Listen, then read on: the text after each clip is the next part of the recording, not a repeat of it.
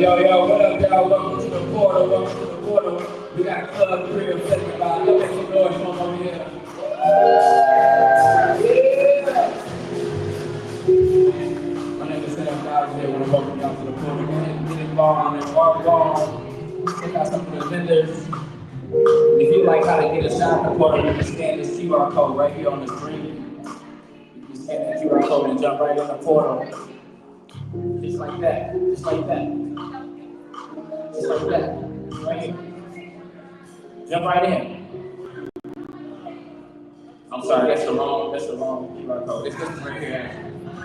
That's the one right there. That's the one. We want to see your POV, selfie mode, or the other side of your phone, whatever that's called. First person. Jump on this side of the portal. Now, space is limited now, so if you can't get in, it's because it's full. Jump on in, jump on in. One more time, Club Real. Yeah!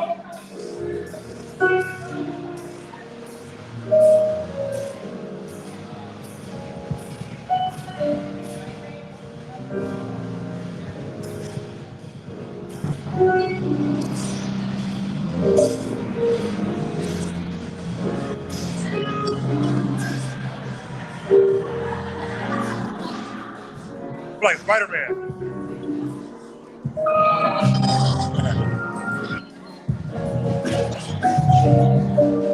Why I'm by myself though? Where everybody else at? You want me to run by myself?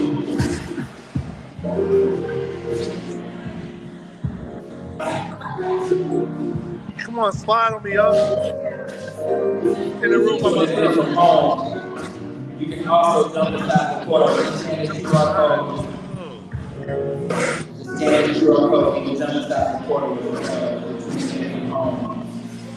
Yes, yes. Go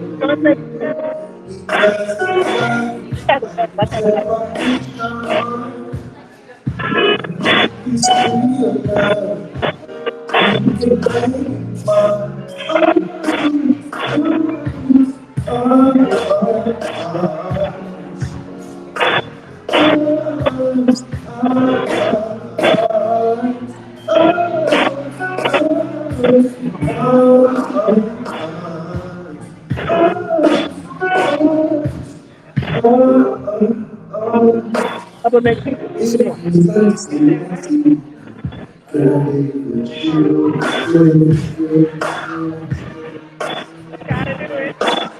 find?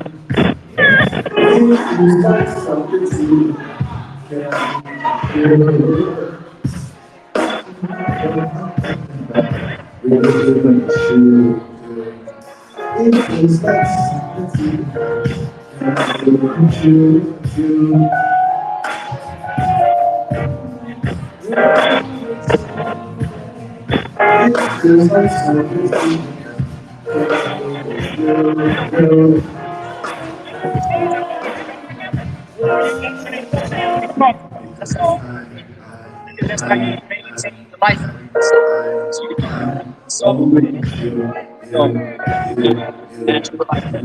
Yeah.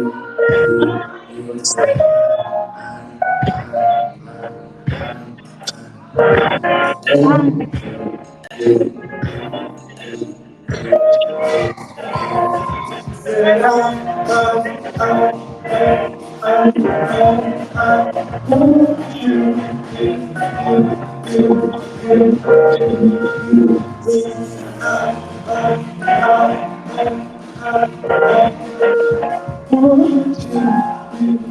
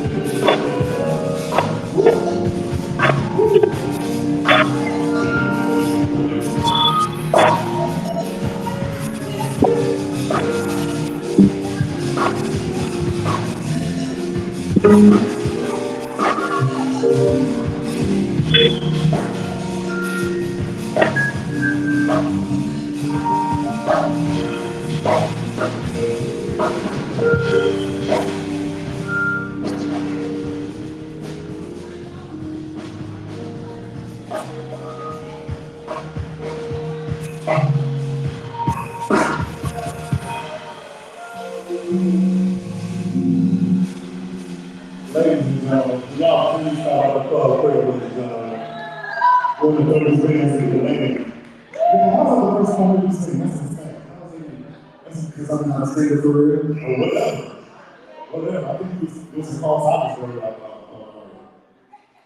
I heard it. You look this, man. Come on. Let me know how to play drums and do other shit.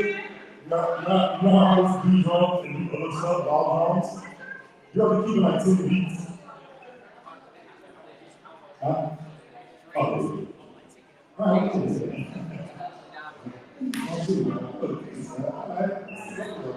Hey, one more time for the band, ladies and gentlemen. One more time for the band, please. They have a residency actually at Talk. Yeah, Talk. It's not easy to call Talk, but racism. Yeah, it sounded like for a second you were working there for a second. It was almost like, oh, you Talk? Residency at Talk. Get rid of the whole thing. Okay. All right, so welcome to the portal, ladies and gentlemen. Welcome to the portal. Make some noise, this is your first time in the portal. Make some noise, this is your first time. Oh, shit. Everybody good? Cool. All right, so with Sam, the amazing Sam, Gil Scott Henry Jr.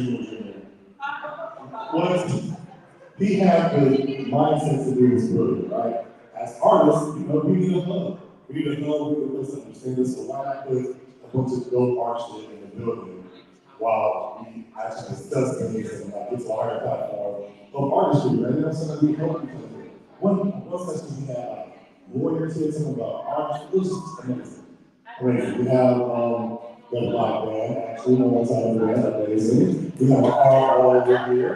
Okay, we have speakers, it's a little different, but we have speakers here, we have live media here where you can interact with media, super dope. We also have vendors. Yeah, vendors.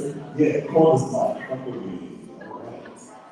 All right, let's start here. I see Susan. Hello, what is your name?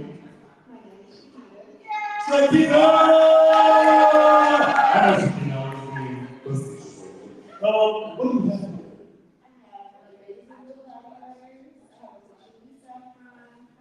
here? That sounds delicious. This one. Oh my God, I want to burn my body with that. If you come smell this, you're gonna want to water, buddies. I mean, wait. No, yeah, I'm standing on it. Butter your buddies. You're gonna want to, you smell this, you're gonna butter your buddies. Alright? Huh? Yeah, butter your buddies, alright. You know, put that about your buddies. Like, you can butter your buddies. Oh yeah, we're simple. Butter my body. I told you. Butter my body. Ooh, that's so soft. It's whipped for, man, because sometimes, like, shea butter, you gotta move it in, like,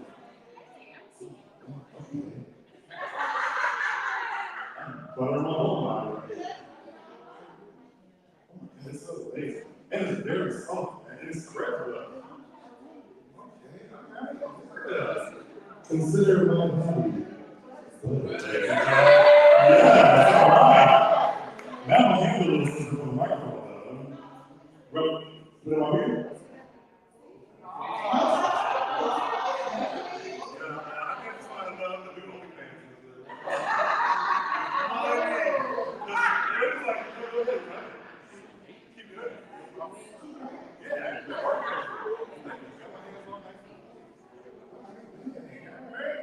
You should keep it good. That's not butter, ladies and gentlemen. All right, this is not your okay. What do we have here?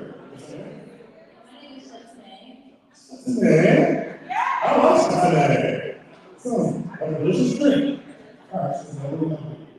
So I have fire back crystals. Yes, so I handbag all the crystals myself. What's special about what I do is if you see some tray that's resonating with you, I can wrap that into a necklace on the spot or a ring. Also do lock jewelry as well, and turn it into any imagery. So say like your spirit animals and whatever, I can do it like that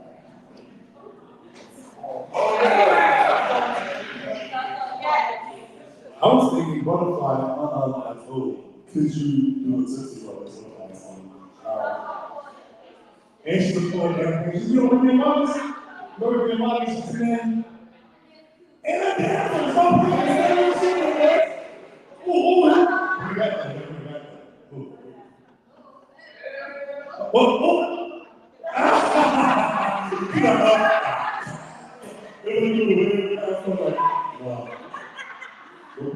All right, Cincinnati. So you're both like massive artists. This is perfect to you. Perfect. You just will qualify. It's kind of a magician like you guys saying, all right? So there's another Cincinnati. How about Cincinnati?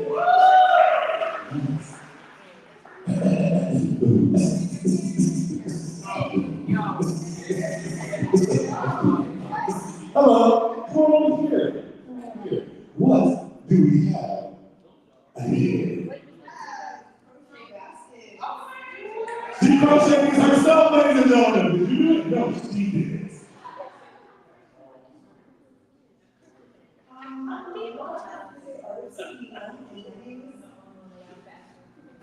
Selena, come on, guys.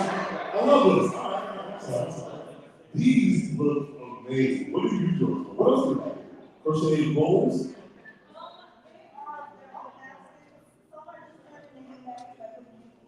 Smart.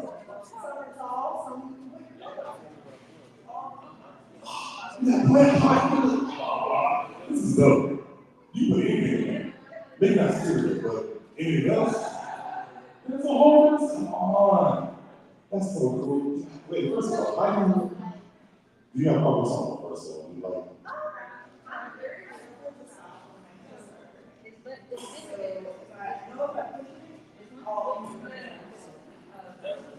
Come on, class is crocheting. Class is crocheting, you know, I understand that. Also, you have to use little bags to work these. Crystal polish or whatever you want to put in there. Yes, every time I got a fanny pack, I don't know how I want to report. It's all right, man, swing. This is good, man. How many more Selena, ladies and gentlemen? Put it up. Maybe we have one more before we get super started. This is my brother. I've known him for a long time, man. His birthday is coming up. We're going to party in Philly. In Philly, it's going to be a great party in Philly. What is your name, sir? I'm on Mirage. This has been my brother for a long time. He had a show, or has a show, called Random, Rhythm and Divine Unity Movement. Okay? It is my introduction to ciphers on a cosmic level, where everybody is one body. Like, I had never seen it before. It was when I first started seeing Chicago, and he was one of the masters of that situation. Because, like, if there's a circle of people, it's all artists, he just comes up behind them and shout like, stop it, and he just disappears into the lights. It was beautiful, it was a beautiful thing that it was, man, we want to do it again. All right, so what do you have? What's up, y'all? So this is Abu Mirage. My art gallery enlightenment center is called Temple of Soul. And, copper wire, bronze wire, silver, gold, elements from all over the planet Earth. I'm 25 years in this, so, before it was trendy to use copper wire and stone, I was deep in it, with cuts on my fingers figuring this thing out. But yeah, I made stuff for the purpose of us attuning to the planet that we live on, because we all Earthlings, right? So you might as well internationalize yourself and be on some planetary vibration. And that's what it's really about. When you got a piece of Mozambique on your arm, a piece of Siberia around your neck, and a piece of Argentina around your ankle, you real international with your vibration. So when you got that, come build with us. Elements Workmanship. Please. Yeah, you've been doing this for a while, guys. One time I'm on Mirage, all right, we here. We are here. We're going to do some things a little bit to usually Saturdays and Saturdays. Usually we have a bunch of speakers, and they have 5 minutes to do their speech, couple of TED Talks. Pretty dope. But tonight, we're going to interact. That's right. We're going to talk to each other. Actually, you know what I'm saying? Talk to each other face to face. But we're still going to be online at the same time, so we're kind of hypocrites at the same time. But we're going to talk about some beautiful things tonight. I want to bring up the curator and my great friend to introduce what the night is. Also, man, ladies and gentlemen, the Sam Thousand, y'all. Tell me about Sam Thousand. What's up?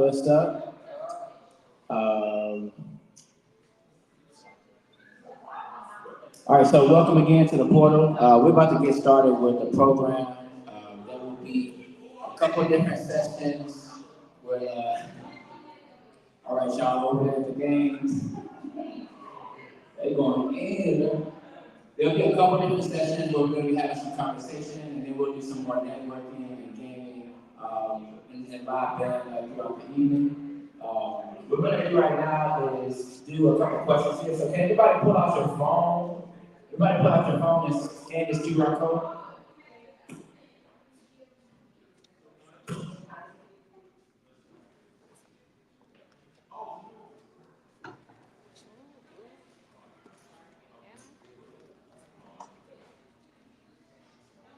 All right, so scan the QR code.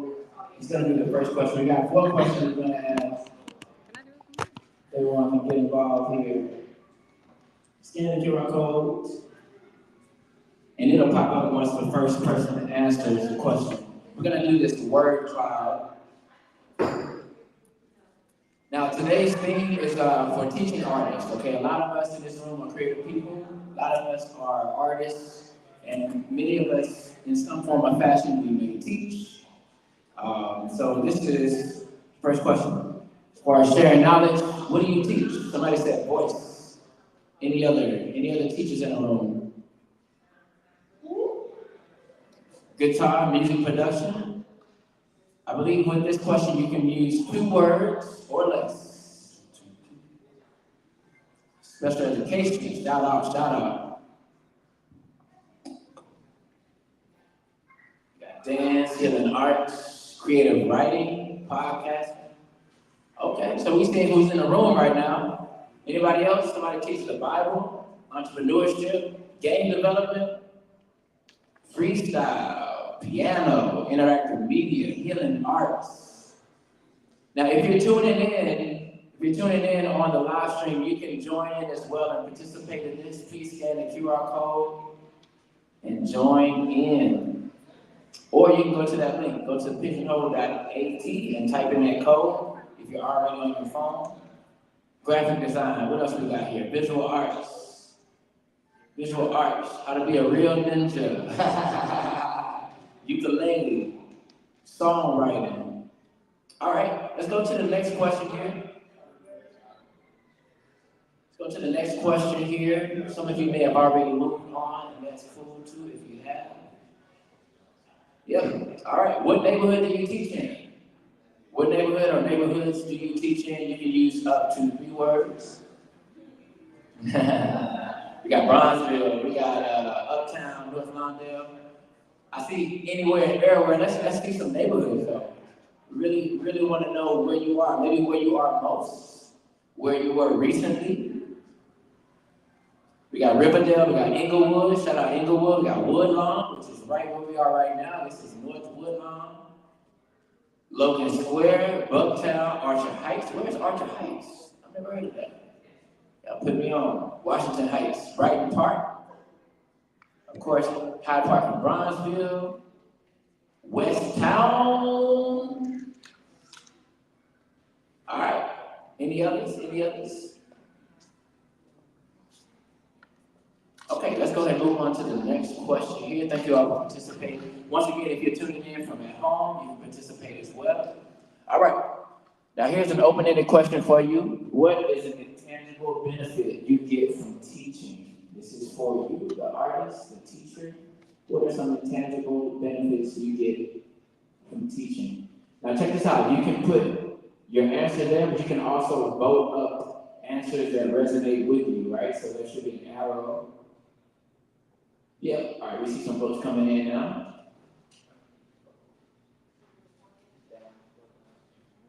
Yeah, check out some more of these here. How to humble yourself and listen. Ooh. Learning too. Learn to listen with more intention. Dopamine, learning, community. Learn new technology, right? We usually got some technologies under this growing up with a phone in their hand. Having a lasting impact on students, gaining new perspective of an idea. These are some great responses, y'all. Thank you all. Saving lives literally sometimes. Wow, that's impactful work right there. Helping others. Community. All right, let's see which one has the most votes right now. We got how to humble yourself and listen. It's got 6 votes right now. Gaining new perspective of an idea. Thank you all for participating here. We got one more question we're going to ask here, and then we're going to go into some conversation. All right, last question here. What does the youth need most in today's climate from their teachers and mentors? Ooh. What are you hearing from the youth? Or what do you think the youth needs from your experience? Community and humanity. Friendship. Ooh. Simple as that. Safety. Honesty, transparency, and accountability. Remember, you can vote up. If there's a statement or phrase that resonates with you, go ahead and vote up with that. Understanding and grace. We usually understand and embrace consistency. Ooh, that's a big one. That is a huge one. Support, patience, and belief, empathy, and communication. Thanks again for participating, y'all. This is all good stuff. Healthy food. That's important. Shout out the space that we're in right now. There's a farmer's market here that happens right here at the Experimental Station. We got any more that's in here that we haven't said? Snacks, hugs, okay.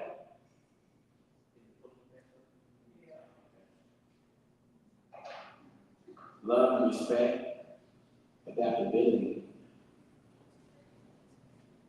So, and these are all great. All right, last call. Even if you're online, last call, you can participate. 10 seconds here. All right.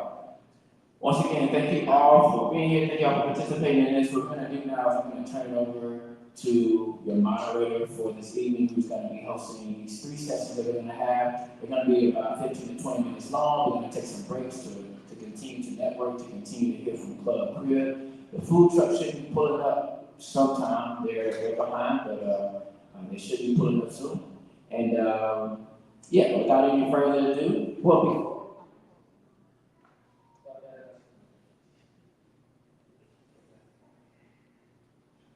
right, so right now we're going to bring up the executive director of Experimental Station, the space that we're in right now. Make some noise for Connie Spring.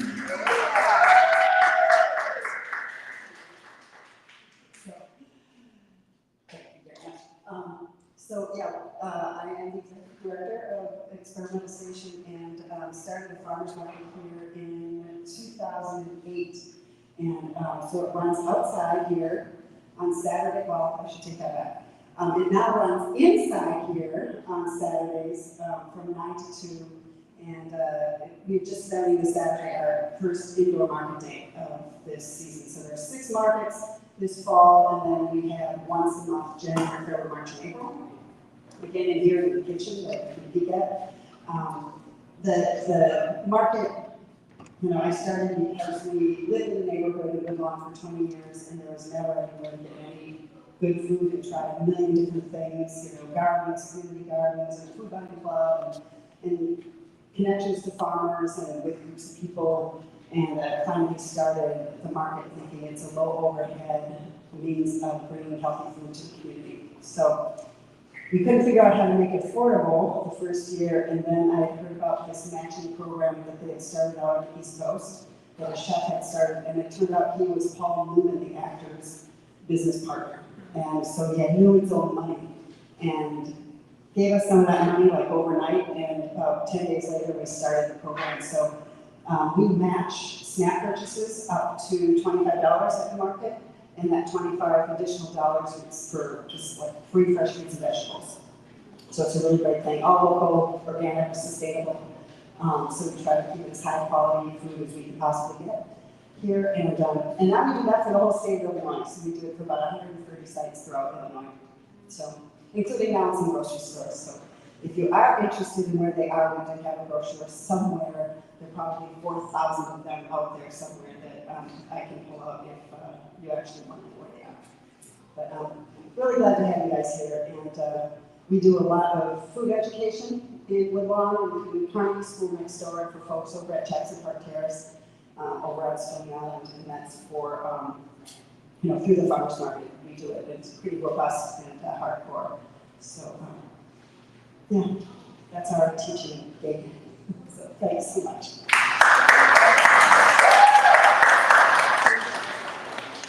And I do want to shout out the Field Foundation for making this night possible, making this possible for you to come for free and enjoy the space, live music, the art wall, and all of these amenities here.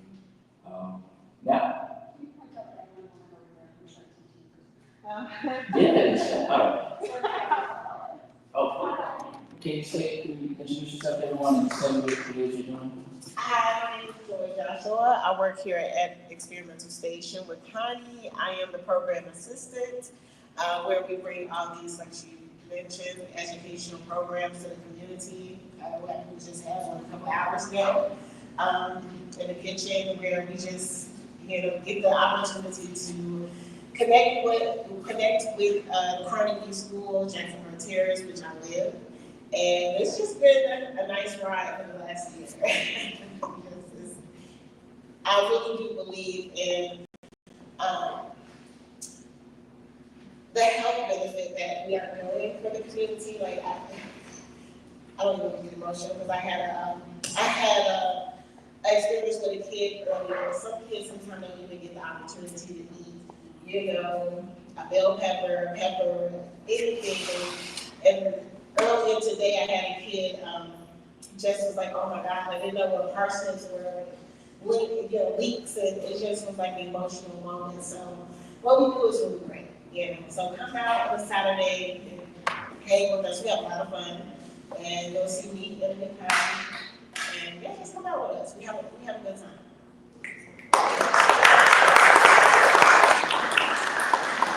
No. All right, so what we're gonna do now is turn it over to Alicia Monique, who's your moderator for this program. And we'd like you to just introduce yourself and then take it away. Hey, what's up, everybody? How y'all doing? We good? Show some love to Sam 1000 and ChiBrations. And Experimental Station, what they do for our community is amazing. So my name is Alicia Monique. I am an 11-year resident of Chicago. I am originally from the Quad Cities. Okay, town. I know somebody from there. I see you, best friend. We locked in. So yes, I'm from the Quad Cities, but been in Chicago for 11 years and been teaching for about 8 in the city. It's been an incredible experience being a teaching artist and also being in CPS schools. And so I'm excited to be here with you all. I'm a new programs manager with an incredible teaching organization called Guitars Over Guns. If you've heard of them, we'll make some noise. Yes. And so we are currently in 24 schools within the Chicago region and Waukegan. And that's been our new venture. And I actually was a previous mentor, so this is a new space for me to be in the administration space, but I absolutely love it. And just grateful to be here with all of you guys. Just before we start, do we have any actual teaching artists in here? Raise your hand if you do any type of teaching artistry or in the schools in any kind of way. Absolutely, I see you. Thank you so much for being here. So we're gonna get things, just talk a little bit about teaching artistry, and I just wanna ask what types of teaching artists do we have in the space? Do we have any full-time teachers, part-time teachers? Those that might be teaching in an organization, and feel free to share. We have mics here that you can share a little bit. Yes, sir. Are you ready? Anybody? I was gonna pass the mic around. Also, I got the mic right here, but okay. Also, I also have been a teaching artist for a while, man. Started with some after-school stuff, but then got into like creative writing and all types of everything. Anything between as an artist, I feel like. Once we're in the class with the kid, and once we're teaching them something, it goes other places all the time as artists. So I know I started with creative writing, then I went overseas with it for a couple of years in Thailand, but I still do it. So. Absolutely. Anyone else want to share? Yes. I see you. Come on, my friend. Yes, so I work with PCCC Arts. So basically it is a organization, it stands for People Center for Cultural and Contemporary Arts. And basically they take artists and they match them with different schools around the city, different local schools, and basically implement a after-school programming. So music, like beat making. I teach visual arts. I've done a few like dance, like hip hop courses as well. And then I also develop my own workshops as well myself. So that's basically the program that I'm currently building right now is through winter season, being able to teach people, the youth, different programming throughout other organizations such as Healthy Hood, also working with Haji Skin Salon as well to build workshops in there. So Absolutely. Show some love to her, y'all. Come on.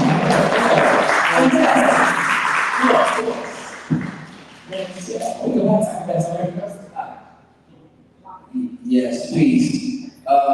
So through my Enlightenment Center, we have a class called Chemical Universe, which is a class on African spirituality, really international spirituality, language, mathematics, and numbers.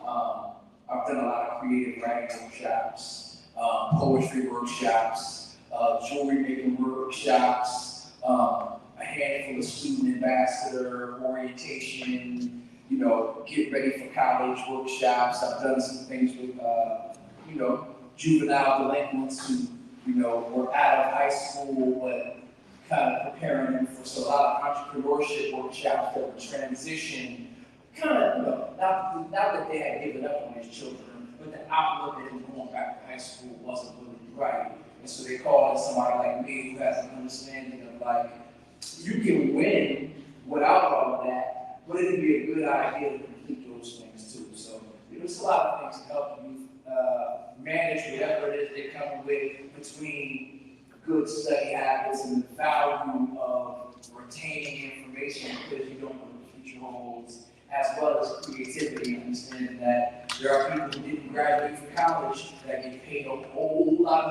money just to speak. A whole lot. So we're just helping, things with leadership, entrepreneurship, and helping them get, fly around. That's a lot to me. As we transition, I would like to ask, what is the significance of working artists to teach you in any kind of programming? What is our significance being in those spaces? I think that it's, what else is it? If you're just doing the work, or you're just doing the business part, you know what I'm saying? How does one express themselves? How do you express the sadness that you feel, the angst, the happiness, how do you get those things out? We are very significant, you know what I'm saying? Take art away, you see what happens. You know what I'm saying? Take art away from the schools, you see what happens. Take art away from yourself, and see what happens, artists, if you're not performing or doing the thing that you do. It doesn't matter whether you're up or down, black or white. I'll speak for myself. When I don't do what I like to do in my artistry, I can feel it. Things that I can feel it, I can physically feel it, I can emotionally feel it, I can mentally feel it. I feel it throughout my body, I have to do it. Like I have to. So art significance as artists, as teaching artists, is like a way for people to experiment. This little therapy, it's like how else, because everything else is bottled in for our kids. You know what I'm saying? A lot of our kids would work with. But all kids, matter of fact, all kids. That's what I did notice about teaching as a teaching artist. Traveling, other kids from different places have the same problems. It's the lack of expression. I know that, I know also just to agree with understanding that a lot of these kids the big focus is social emotional learning, right? And how important that is to weigh in. I think music is the conduit a lot of times, or arts, the conduit through which we can really reach the kids where they're at, and where they're at. We all remember 2020, we remember what time that was and it felt like for us. And to be able to watch these videos of these people dancing and have these kids create their own dances and doing things on TikTok, although there are my feelings about TikTok, but I think it's a really, really positive way for the students and the mentees to be able to express themselves, for sure.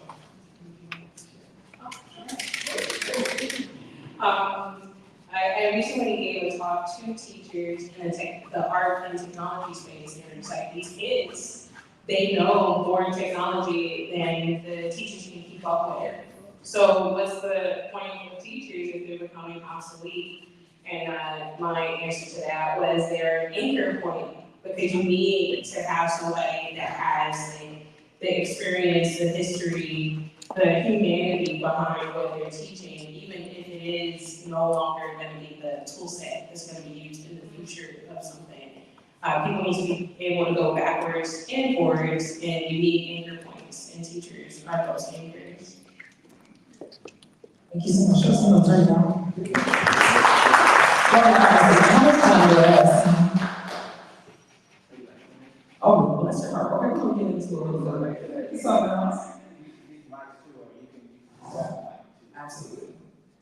I just have a question about, our visibility in our space, being artists. And one of those things is teaching a viable avenue for additional income that's outside of artistry. How do we all feel about that? That's the please. So is teaching a viable avenue for additional income outside of your artistry? Yes.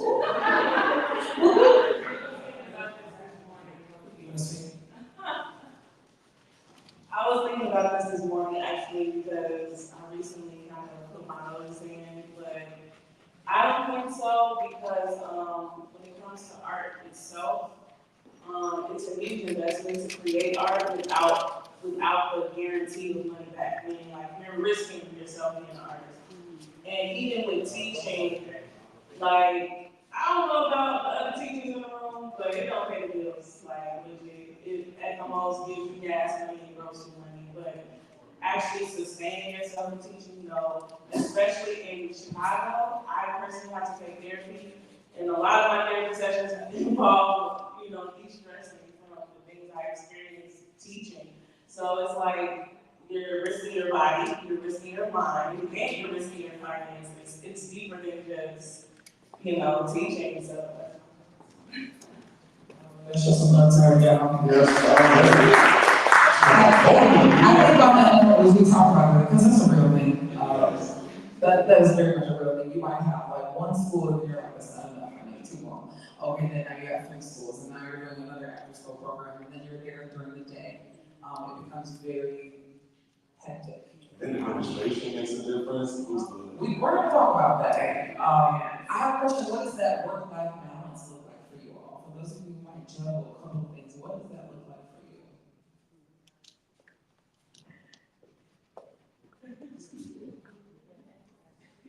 I feel like the balance is in being real with yourself about if something is draining you and why.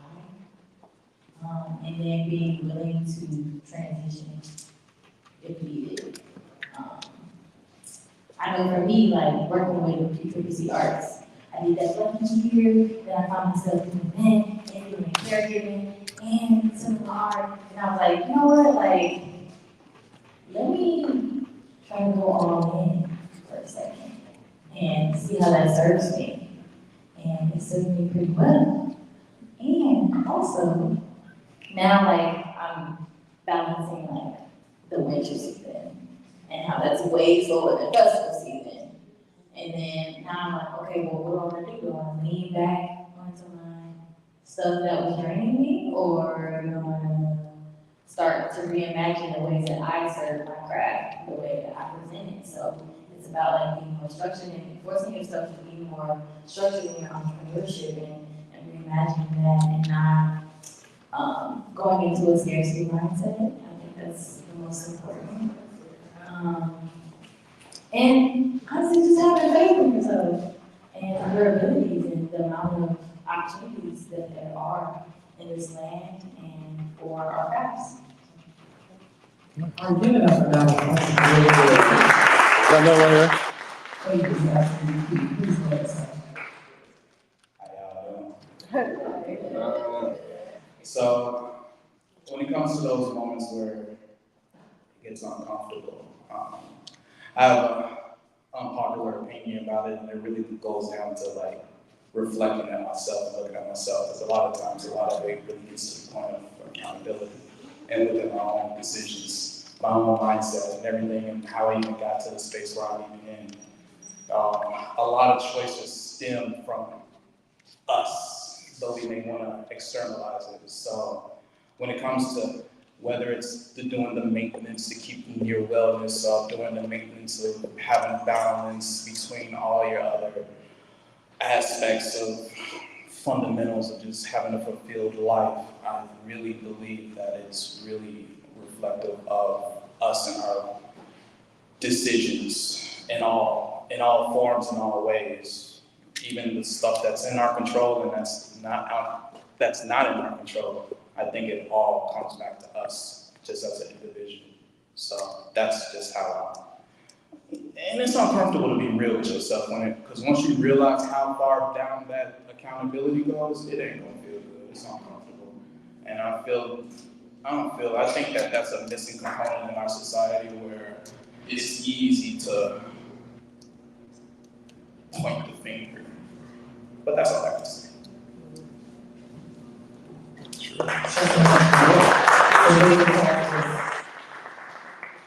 One more question. And I have a question about how does teaching impact or influence your artistry? If it does not, yes.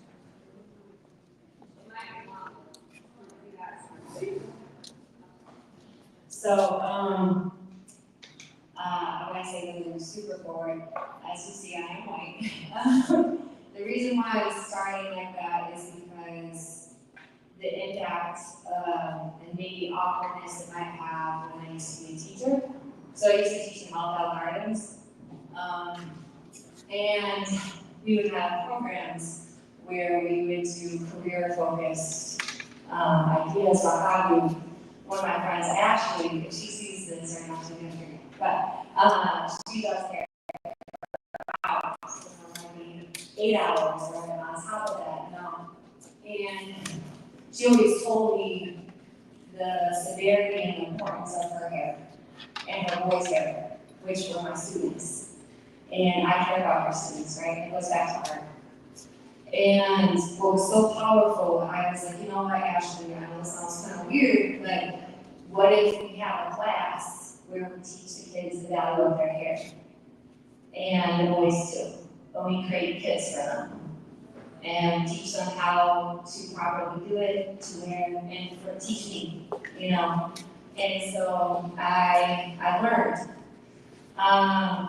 One of the kids, I said, can you draw, I want you guys to draw your hair and why it's valuable. So that's the art card that comes in. And I kept those cards because they meant a lot to me. And one kid couldn't write, and I didn't know that. And I said, you want me to write for you? And he said, yeah. And I said, what do you like about your hair? And it was so simple, but it was so powerful. He was like, it shakes. And he starts doing it. And I said, okay, you know, and I wrote that down. And, you know, that's what I would say about art, is that when something might seem simple or daily, or maybe something that's what's collected of value, that's what's powerful, is when the daily's put to question, the value's put to question, and then it's just an art portion, that helps cards. You know, and once you feel like, why aren't you throwing those cards away? And I was like, because they have value. I was like, these are not my kids. I would always say, I don't have kids, but I'm like, oh yeah, I have kids. And my students are like, oh, you have kids? Like, where are they? You know, I'm like, two. And they're like, oh, okay. What? And so I would say it goes back to value and the daily living. And yeah, so. Thank you for sharing that. I know we all feel like I'm calling my babies, so everybody. Does anybody else want to share how does teaching impact or influence their artistry? I think it doesn't. What's going on? I think it does not. What are we doing? You know what I'm saying?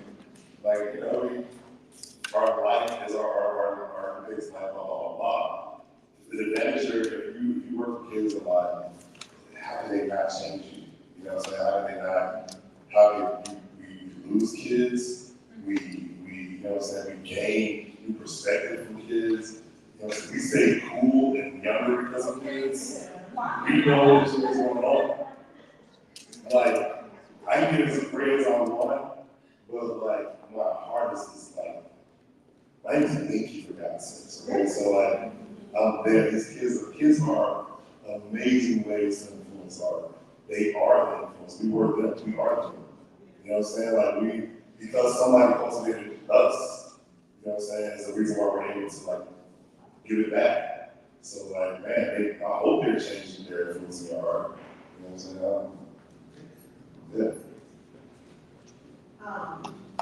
I haven't taught kids, but I'm very active in my children's village. And so I'm always around their friends and hugging teachers and staff. I love that probably more than mother. Really, I love that under motherhood, like being active and showing kids some things. And because I have to like kids, the thing that comes to me as an artist, so I do sound healing and color therapy and chakra healing and all these things. But with my children, they help me to get out of my head.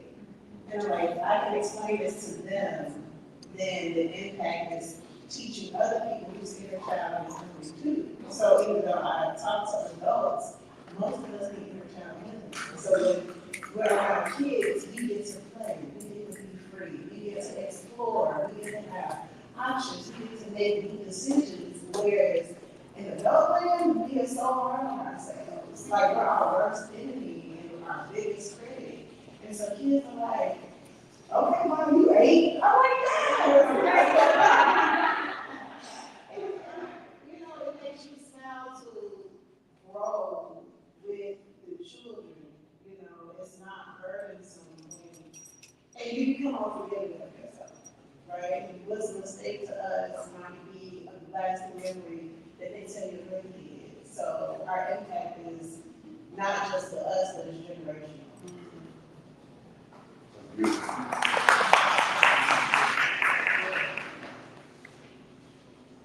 Is it working?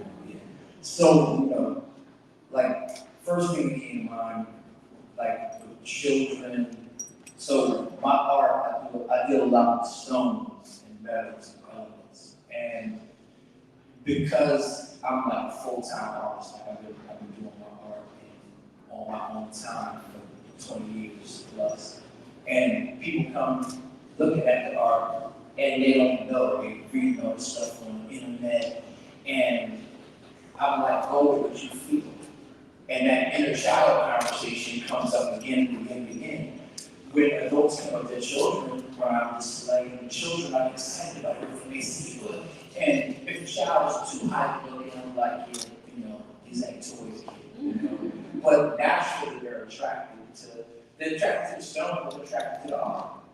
And they see it as something they can connect to. So when I see that easy connection that a child has just in an immediate attraction, that helps me remember that everybody is excited, but been conditioned out of that excitement far too often. So my approach to how I communicate as an artist going into a number of environments where people might like the art, but because it's rare art, feel like, you know, I'm way too corporate and polished somewhere or something like that.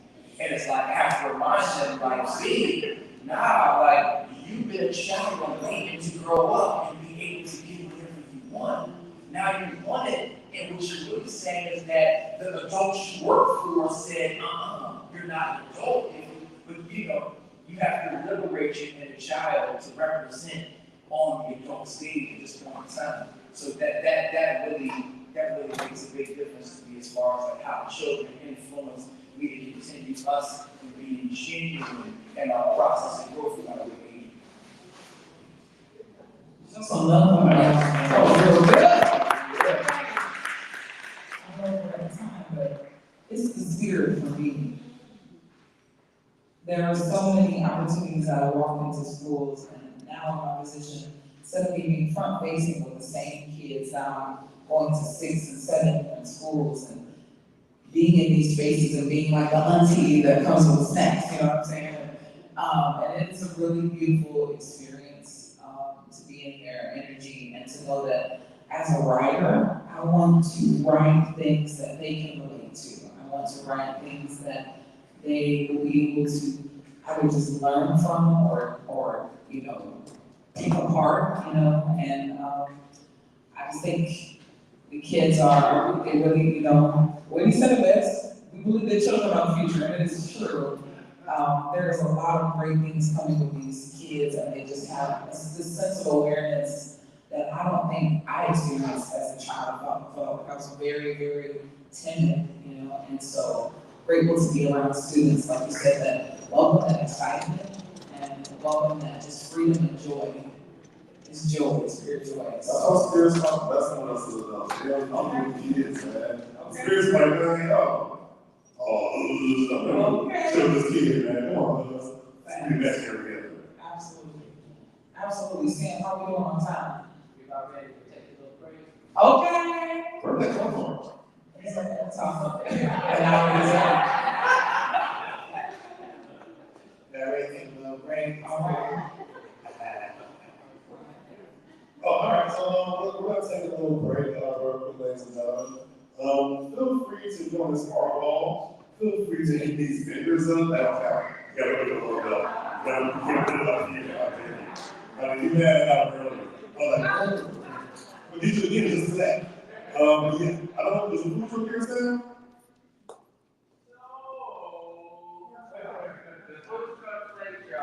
No, that's all right.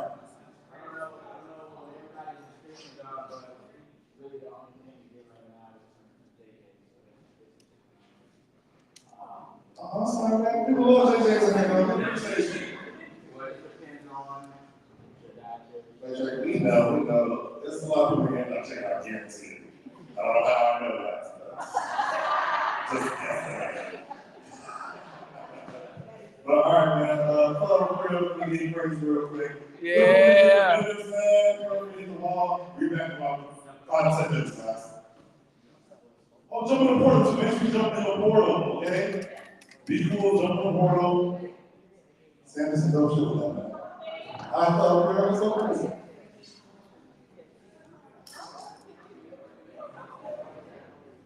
Oh, yeah, the portal's here. Just jump in and QR code. There we go.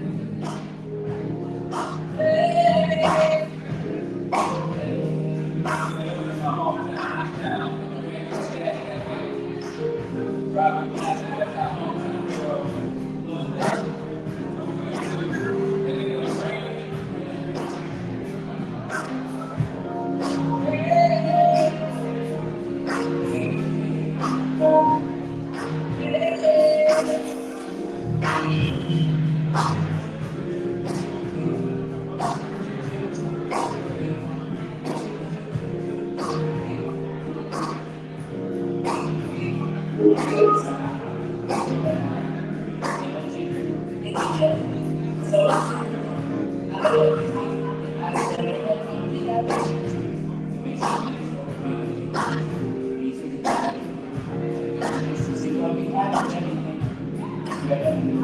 Hi,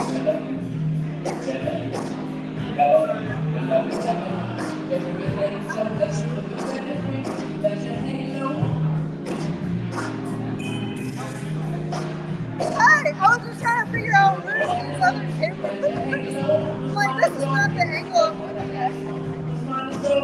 wanted. I didn't realize it was set up all around. Oh, so this is picking up all the other cameras. Okay.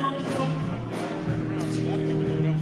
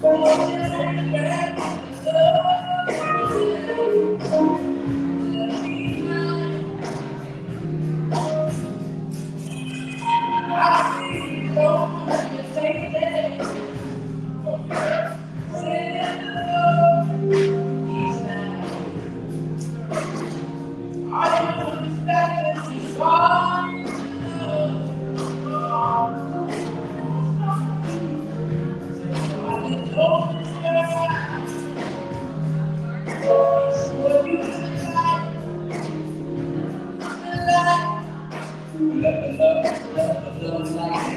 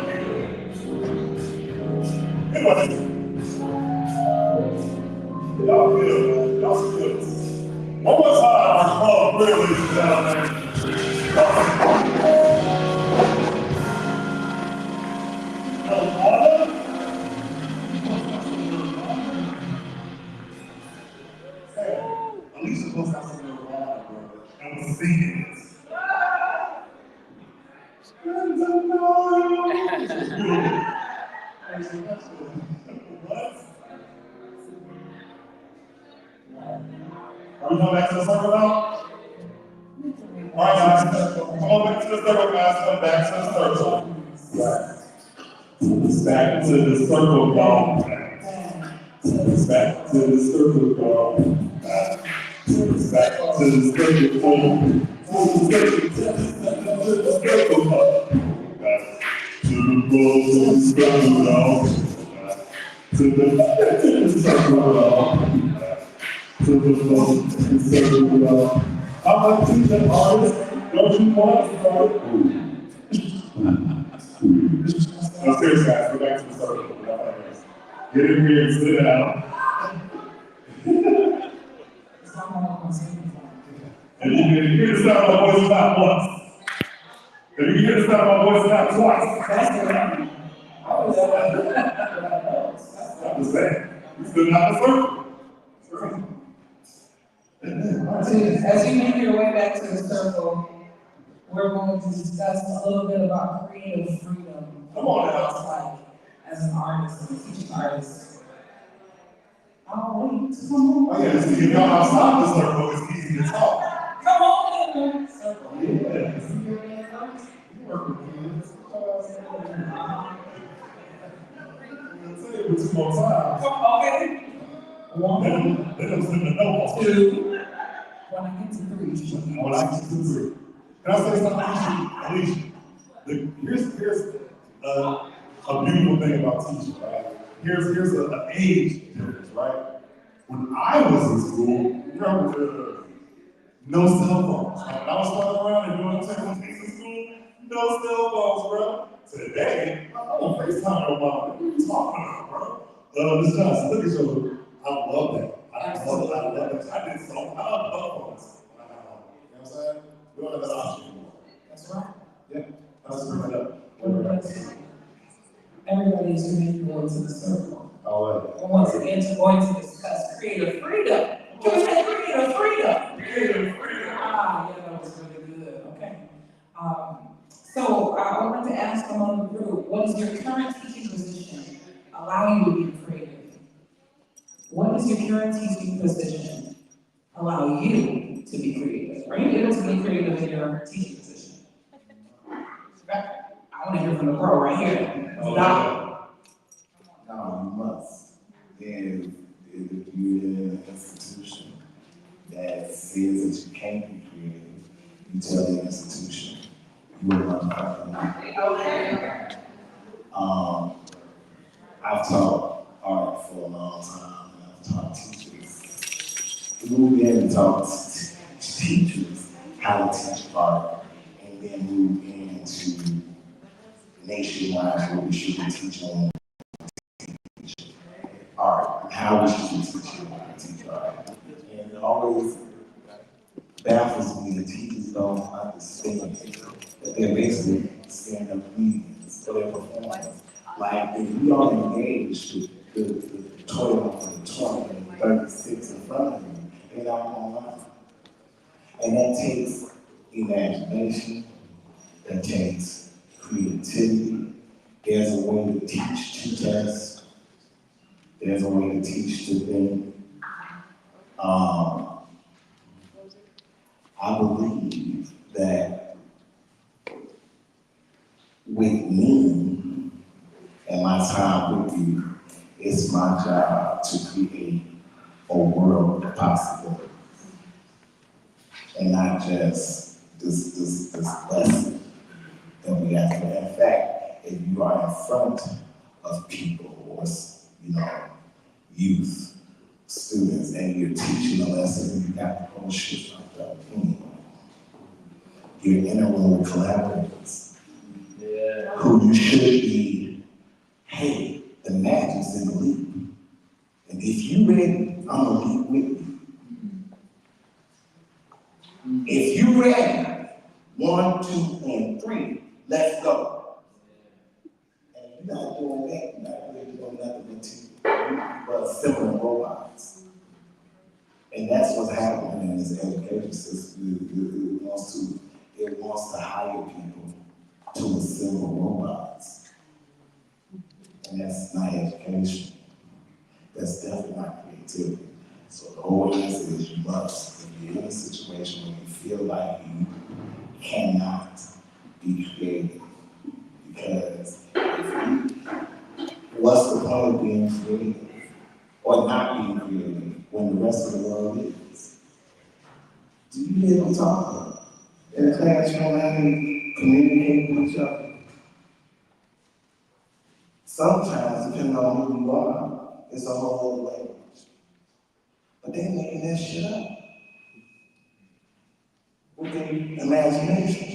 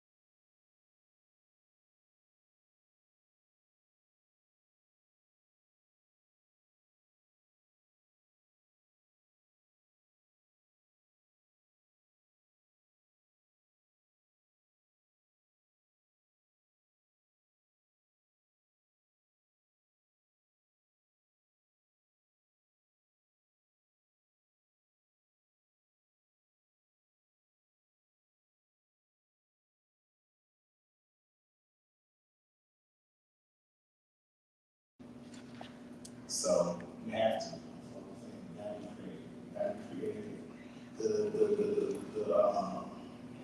school is a building, but the experience is you. Nobody goes to school. It's a building.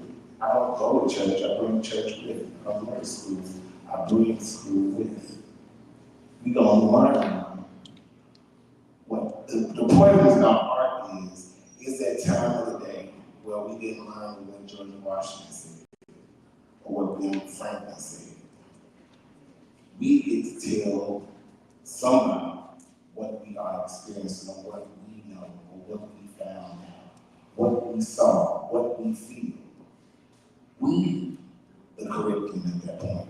And that's a very powerful place to be at any given moment of the day.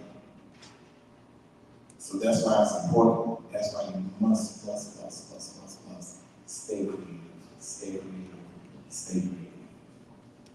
Yes, sir. Give it up for everybody.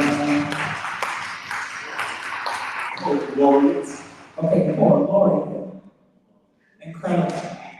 I definitely am an educator, and it's funny you spoke on what the next question was about, and that's about curriculum. What does that look like? What does a creative curriculum look like? And I know there are different organizations. My current teaching organization, Guitars Work Guns, we have created a curriculum, but it's taken years, and it's something that's malleable and something that changes a lot because the students are changing. Of course, we want to have something that's consistent, that we understand when they come into a space, we're in circle when we start our classes. And when we end, we're in a circle. It's something traditional and very, very spiritual about that. And I think it's a great structure. And then what happens in between is kind of up to you. So I'm curious to hear if any of you guys create your own curriculum, or is there a set curriculum that you might work with in your program? Yes. How you doing? Yes, yes. Good evening. Good evening. So like when I think about teaching, it's always this within institutions and outside institutions, like I said. My heart is in Chicago. So like my entire learning happened outside the institution. And I like to think of that as like, okay, when I was learning for work in basements and I was trying up, I like to look at it as like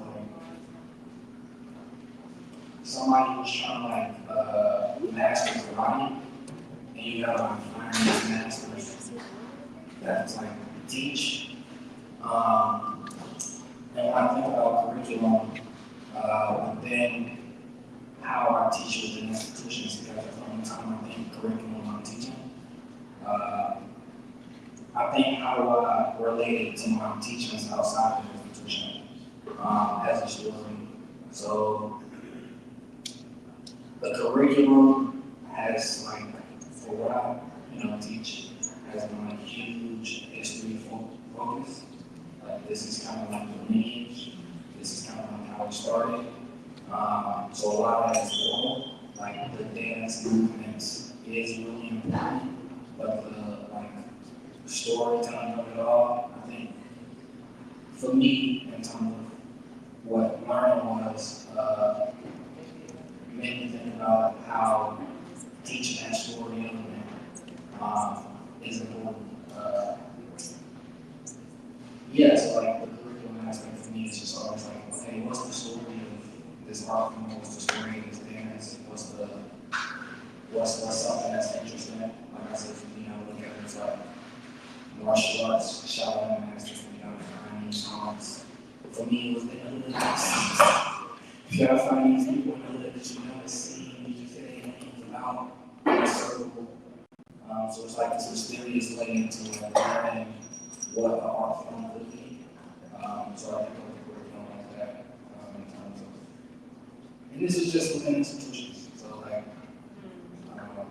that's the only time I think curriculum. I teach a lot of students outside of institutions, so I don't think curriculum I'm teaching them is like a natural way of how things happen.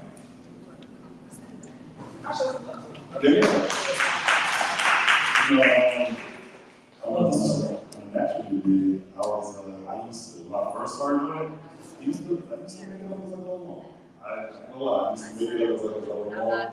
I learned some lessons in that. I tell you that. That's something you do all the time. I'm good at it. Like, I'm great off the cuff. Really great. But it would, man, when I realized, I took like a long time ago, now, I was like, I would get hired in different schools, and I would like come to different schools. I would hire do the pinky thing, you know, and I get there, it'll be fine. And then it was. And I had a gig one time at an alternative school on the west side. And I'm on the south side. I don't know if you know, but they can know. Then you know what I mean? Alright, so I was late. Let's start there. That's what I was, speaking of that. I was late, and I had to do 2 40-minute classes. Some alternative kids on the west side. So I'm about 15 minutes late, so I couldn't find a place to get in there. I'm in a circle like this. They put me right in the middle. But it's like 35 alternative West Siders. So I'm like, oh, all right, what can you do back? I'm trying to do something quick before they have to leave because I fucked up and was responsible. But I'm like, all right, so I get like, what can you do? What's your special talent? So some people start rapping, I start beatboxing, it's a little impressive, not enough for my liking. But we start freestyle. We start doing well, right? It's good. I'm doing kind of like trying to roast me. And I was like, okay, I love that. Let's do that. And then I said, something jelly. Something, you still rocking Pelly. And then before I could say you still rocking Pelly, who's supposed to Pelly in the room? You know what I'm saying? It was more people. Another place is cold than they were. I know it's outside, I was like, Pelly. It's a talk that was not religious. I'm just saying, yes, it did, yes. Hey, what do you want me to do?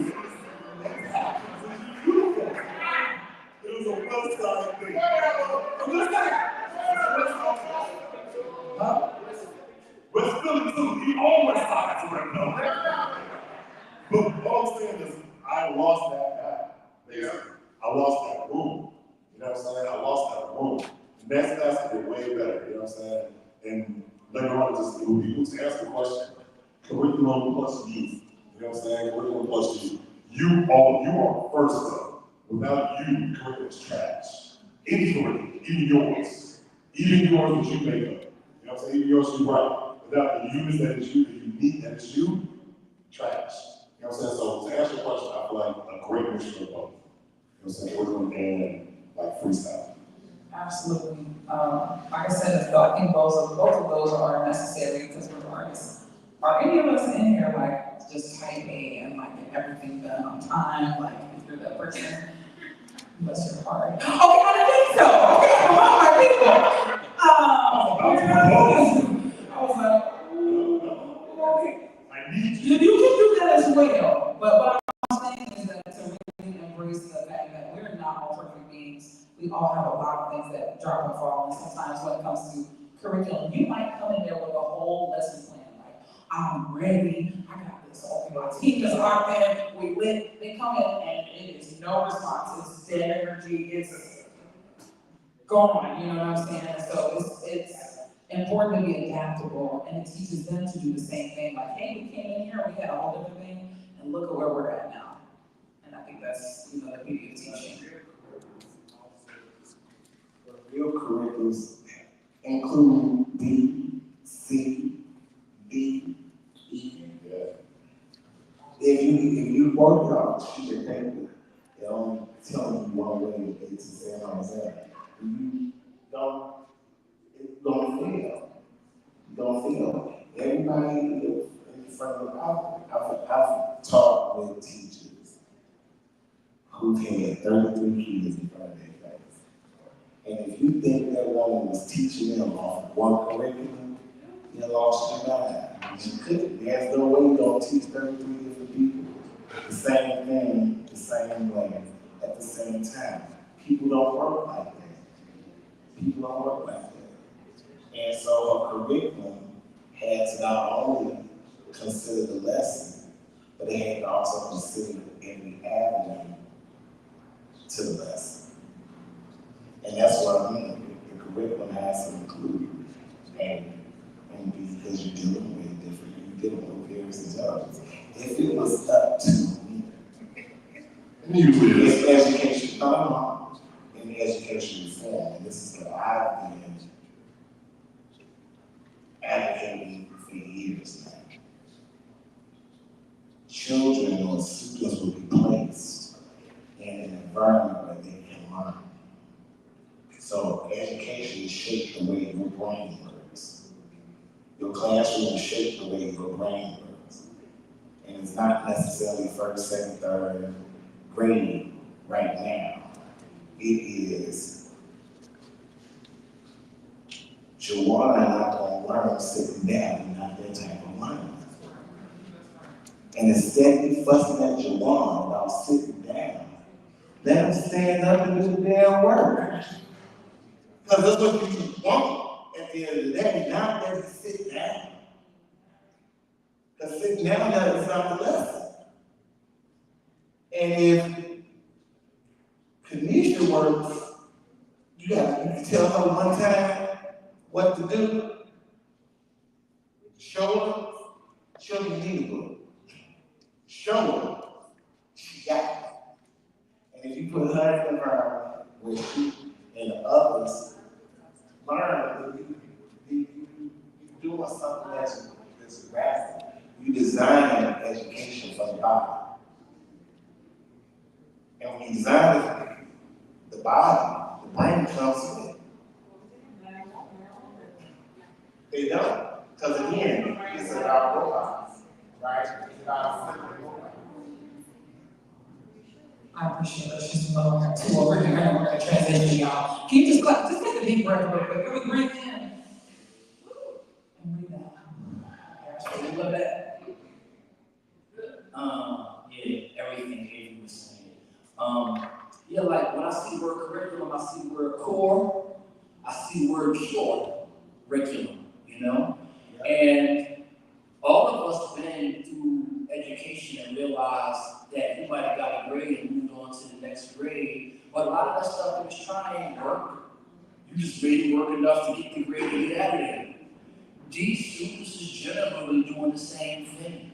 So, approach to what a curriculum is, a lot of the curriculums that was imposed on us didn't really work.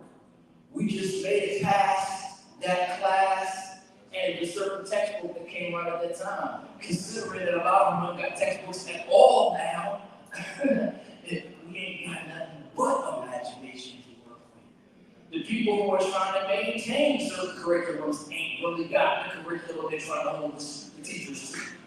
They ain't even got it. So all we have is, and they know that the children are in a state where it's like mega creative and mega chaotic.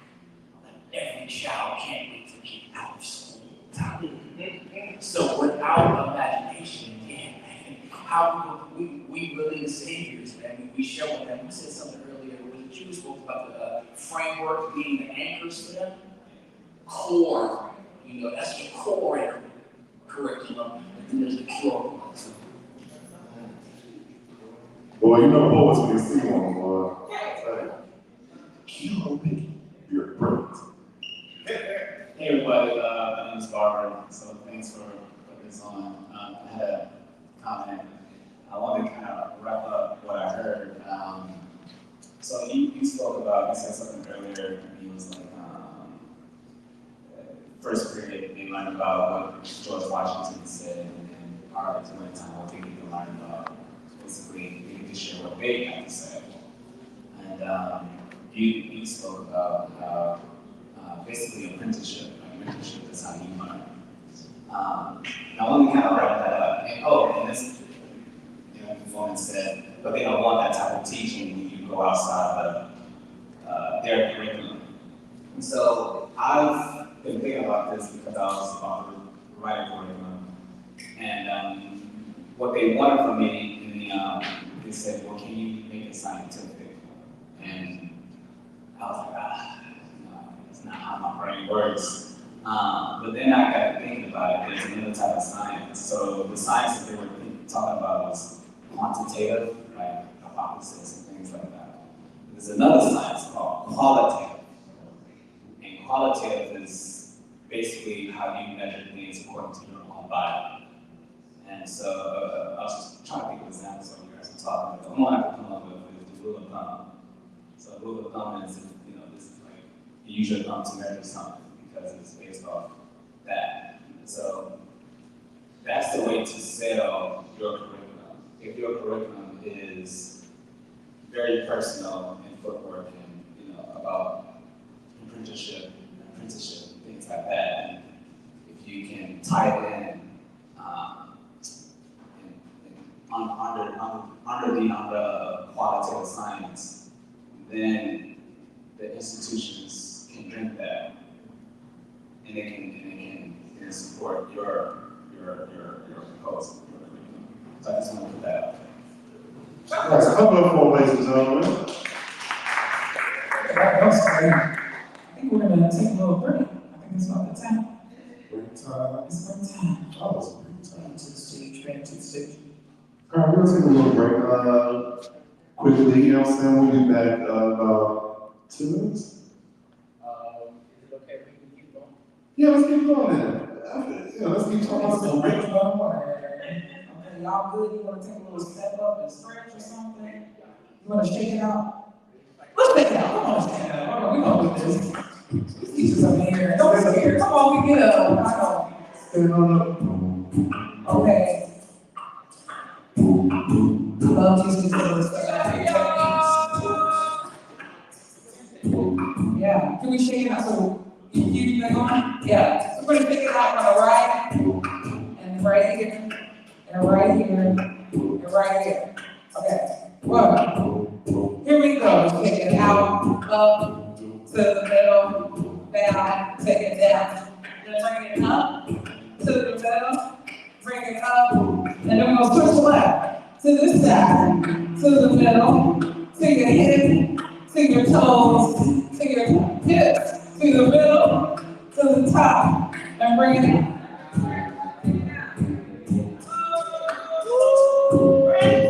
Gratitude here. And then take a deep breath. 1, 2, 3, work in.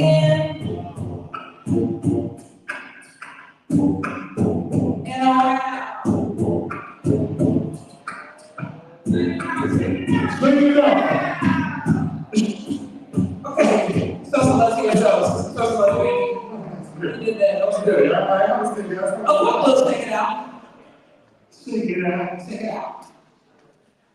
Sometimes we need that. A lot of times we got our feelings stuck in our bodies, and I believe in the somatic tools that we use to tap back into our bodies. Hold on. Now we're going to talk a little bit about administration. Yay, we love administration. How important is administration in your current line of work? I know I'll speak for myself. Okay, now I'm on the other side. I used to be a mentor. And a lot of times I was very frustrated, not only with the administration in my own program, but also in the administration within the schools. And it's just because there was this lack of communication. And so I took it upon myself, you're just gonna know who this colored girl is when you go on and walk into the schools. You're gonna know me, I know all the principals, I know the assistant principal, I know the janitors, I know everybody at the door. It's very important to know who's in the space with these kids every day because they are the access. They're trying to get in contact with parents and they're nowhere to be found. You can call that teacher that might see them at lunch every period and say, yo, so this is happening, I need to just get some information, can you lock me in? And it usually happens. So I would definitely say that the administration is very, very important in this line of work and understanding that they are a through line for us in a lot of ways, and a lot of times that if we don't communicate with them, things won't be as effective sometimes. So everybody has to be on one accord. I don't know if anybody else wants to share. I piggyback that 1,000%. Like, I was actually thinking the first administration, okay, that's sometimes the opposite. You feel me? It's like that we have the fight to be creative, the fight to you know, to teach your curriculum, fight to, you know what I'm saying, not have to follow the status quo. But administrative, like you're right, one of the first rules when you work with them is to know about the building. You know what I'm saying? Like know the chapters. You know what I'm saying? They're actually one of the most important.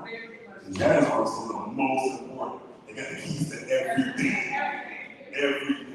If you went to a free day, you know what I'm saying, and then nobody around, but the closet like all the walls in it, janitor, I got you. Oh, now Roy, look, Roy.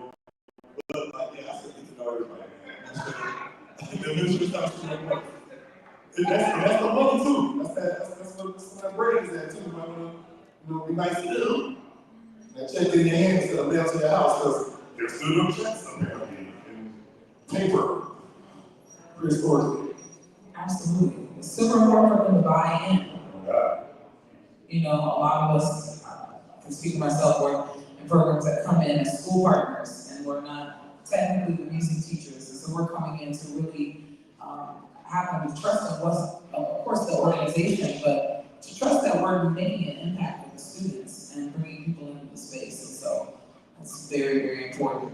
Yes? Yes, quick. Not even from not even from the teacher working as staff perspective, but also as a parent, you know, I have a lot of children, you know, so a lot of them homeschool, but I got children in school too. The way people know us from the community in real life, that administrative, those are the ones watching your cousins, nieces, nephews, children that are a part of your tribe on real time. And a lot of times, whatever the communication is amongst teachers, it's not 100. It's not 100. But a lot of times, the administrators that are in other positions tell you exactly who, how, and what's really going on in that building. So just being good with everybody that's there, it makes you increase the wisdom. Very good. Absolutely. Give it up for me, y'all. Do you have anyone else who would like to share about the importance of admin, or has admin affected your ability to teach or to do your job? It's obviously this, we've been fortunate when I actually had Tasha come into the high park art center and be cool with actually do administration and participation where we've been allowed to be able to kind of be a little bit more free with what it is that we do. But my background is working with CPS, so I know how a lot of times that is constraining. So I kind of learned to break the rules when the administration kind of left the room to kind of do what was best in service of the kids, because sometimes that has to be the balance of the line of is the deal. Like, I'm gonna do what I need to do as far as the parameters that you set, but I need to be able to run this space in the way that I need to be able to function for what these kids need. It's not necessarily what I want to do, it's what they need to get from me, and what I need to get from them. And so sometimes it's being able to actually talk to them and propose it in that way. So, you know, they don't feel like you're telling them, and at the same time, you're still able to do what it is that you want to do at the same time. So sometimes it's that give and take, you know, have a little back and forth. Absolutely. Give it up for Brian. I'm going to transition a bit from talking about administration to speaking about preferences and our independence. And one of those things is, in what ways have you initiated your own teaching opportunities? Has anyone ever kind of self-started and like, this is what I do, I'm going to come into the space and do my thing? I would love to hear from you.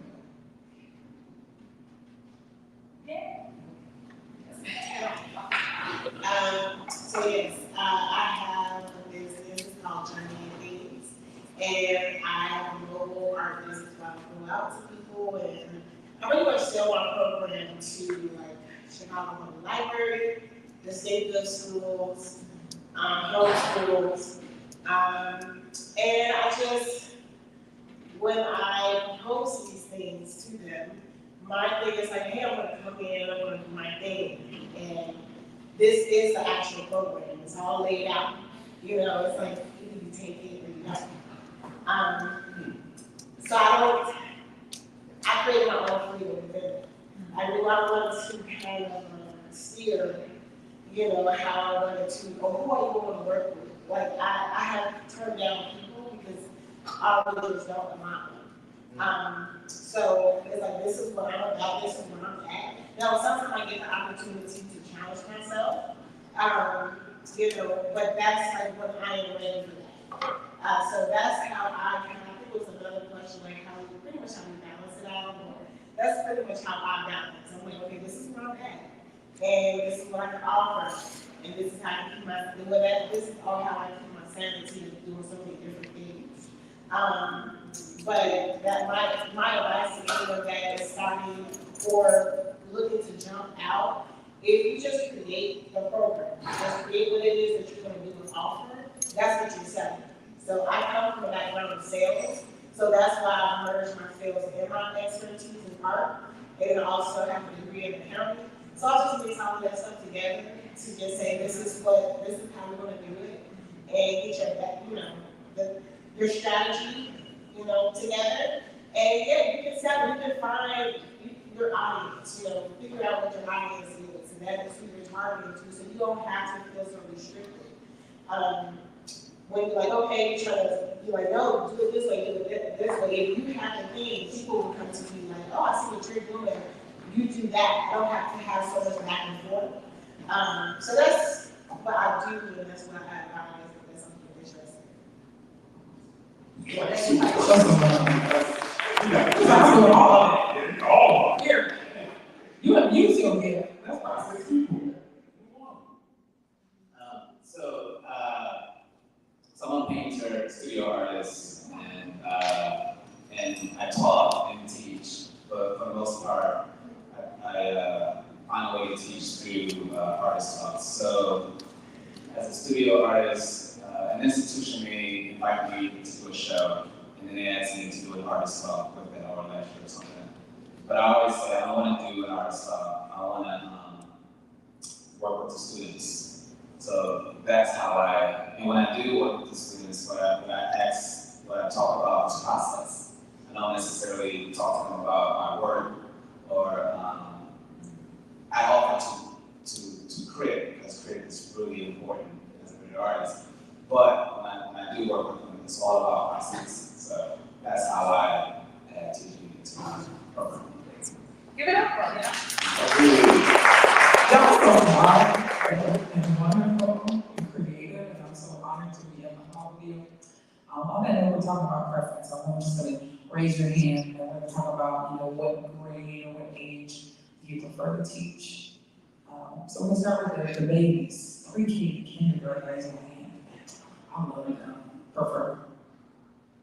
I feel this a lot.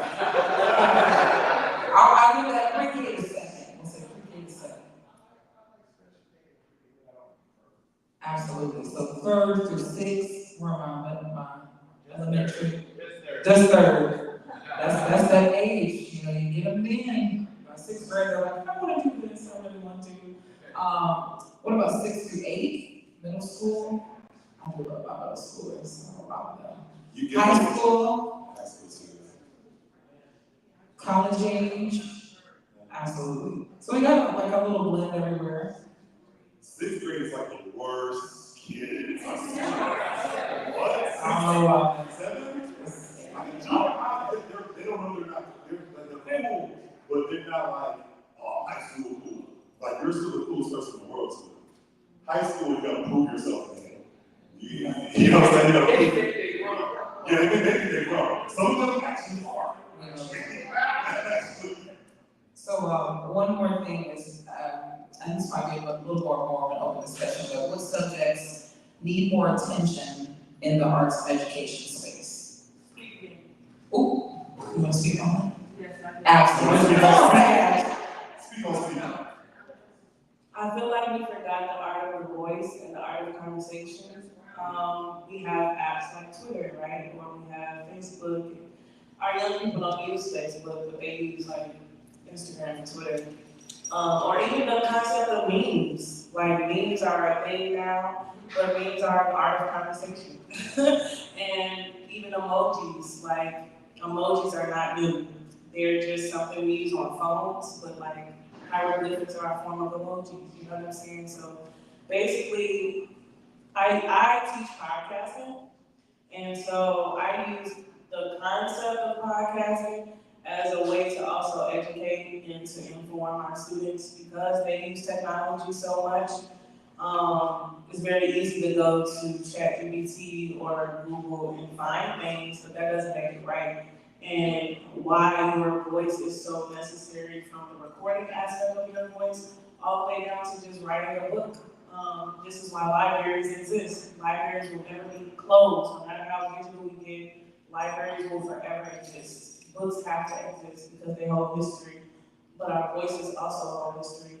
And I recently found out something very powerful, specifically within the queer community, about Africans and just how a lot of African queer people's voices were never recorded or written down because of the fear of being killed or jailed. And now more queer Africans are recording now and creating stories and why storytelling is important.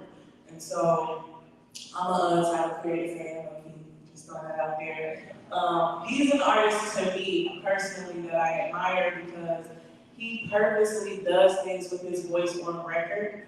And a lot of artists don't do that anymore. You know, we have the runs, we have the harmonies, but like your voice can do so many things from a whisper to, you know, like there's so many things your voice can do. And so I love teaching voice. I love teaching the appreciation of your voice because some people don't like the tone of themselves. Like, you know, and that could be because their parents are like annoyed with them. In my case, I teach teenagers. So a lot of young people are quiet now because people tell them to shut up all the time, right? And it's like they unknowingly don't like their voice because people are telling them their voice doesn't matter or the tone of their voice doesn't matter. So that's why I love teaching podcasting because it's way deeper than people on the mic talking. Like you're recording your life, you're recording the times, right? In our case. So yeah, I feel like I'm rambling, but. One time, sorry, y'all. Would anybody else like to share? We're gonna be closing this out soon. Like the speaking, like Sean, I used to not understand that. And I sounded like this is great. Lawrence, you quiet. You know everybody else talking? That's crazy. That's crazy. Everybody else talking. Take it on. Writing. I haven't been writing super hard because they already write anyway. And make them realize they already are writing anyway. And it's but actually, you know, you don't have to focus on just more intentionally write something. Like writing saved my life. It all still does. You know what I'm saying? Like I'm trying to voice, especially like yo, I don't care what you call it, a journal, a diary, I don't care. Write.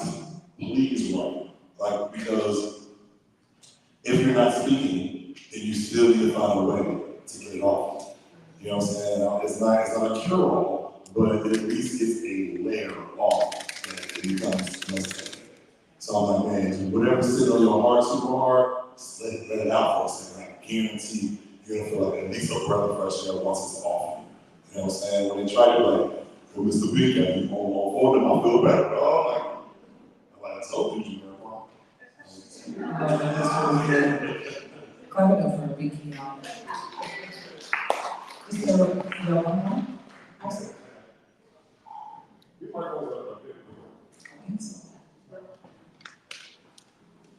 I think one of the ones that we kind of reinforce with our kids is how the skills that they're teaching are actually like transferable in real life.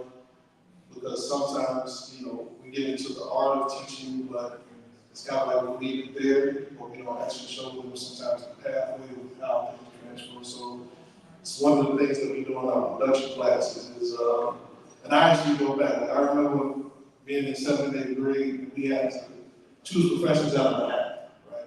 So I was already drawn. So when I chose my point, it said artist. So, you know, it was saying I was making $28,000 a year, I can only afford the shack, all this other stuff, you know what I'm saying? So, in my mind, it was already broke, you know. I didn't know that the same art that I was in love with made the book that I was reading. that was graphic. I didn't know that, that poets make money from their poetry. I didn't know that, you know about animation is like how do you get there? So one of the things that we do in our classes is, when we get into music production is, okay, give me your favorite commercial, or give me your favorite TV show. Now let's actually look at this. Listen to the music that's under there. That's a profession, right? Now let's strip the music away from there. You actually create the music under there for yourself. And you give me the feeling of what you're actually hearing, right? So just give them just different pathways to be able to show them, like, I'm not just teaching you this just for your mental health, but you can actually take this somewhere if you are interested in it. These are some of the ways you can do it. Give it up for Brian one more time. And give it up for everybody in this privileged area today. Clap up for yourselves. Just to close things out, once again, thank you. It's important that we continue to have this conversation amongst all of us in this space, because we're all different. I teach in Riverdale, and I teach in Brighton Park, and I teach in West Loop, and I teach on the North Side. We're everywhere, right? And it's very important that we understand our students are all different. They're all very creative, all very full of these amazing ideas, and it's important that we support them to the best of our ability and do what we need to do. Do the work. Do the work. This is a private work. And just to prioritize, letting other people that or would even think would be great with students, bring them in the space, because we need them. We need them. So on behalf of ChiBrations, thank you so much. Thank you guys for letting me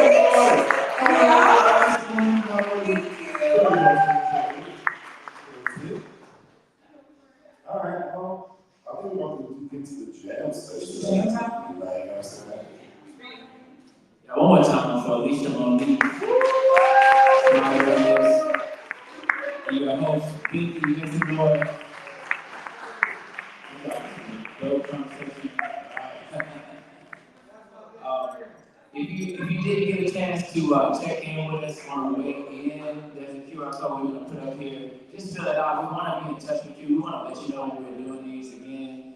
We want to also let you know about resources and spaces. We're really trying to build a network and a hub through ChiBrations for artists like yourself and creators like yourself. I mean, there's a lot of really cool things we're trying to do in 2025, which is going to involve support for curators of events. Why not have resources for spaces, videographers, photographers? Why not be able to share resources like that? Dope hosts, dope bands, dope sound engineers. So we want to just kind of try to create more of a robust plane of resources for artists to network with. And so we just want you to, if you haven't checked in, please do that before you leave. And we're gonna turn this over to Club Crib now. I'm gonna turn it over to your host. Baby, you wanna take them out. Can we come up with Sam one time? Also, just one reward. Really last night. Yes! You want to? Come on! Yeah. Let's go. So, come on, man. I think I got it. Look it up. Yo, two fingers in the air real quick, two fingers in the air, two fingers in the air, two fingers in the air. When I say 1, 2, 3, y'all say peace. When I say 1, 2, 3 again, y'all say peace. When I say 1, 2, 3 again, everybody say peace. 1, 2, 3. 1, 2, 3. 1, 2, 3. Peace. All right, man, let's have it. Everybody get on the mic. Everybody get on the mic. Ready to go? We finna rock this one out. All right, this one. Get your shake on. Get your cross stage. Get your top over. Get it off. And hug somebody with this. Hug somebody with this.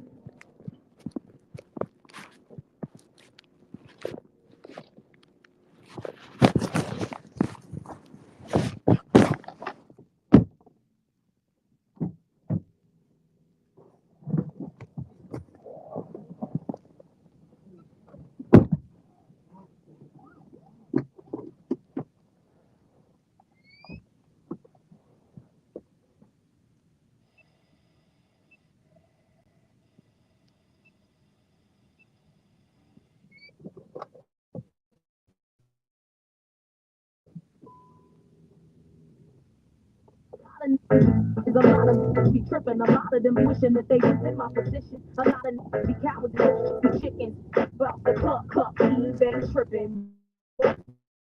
So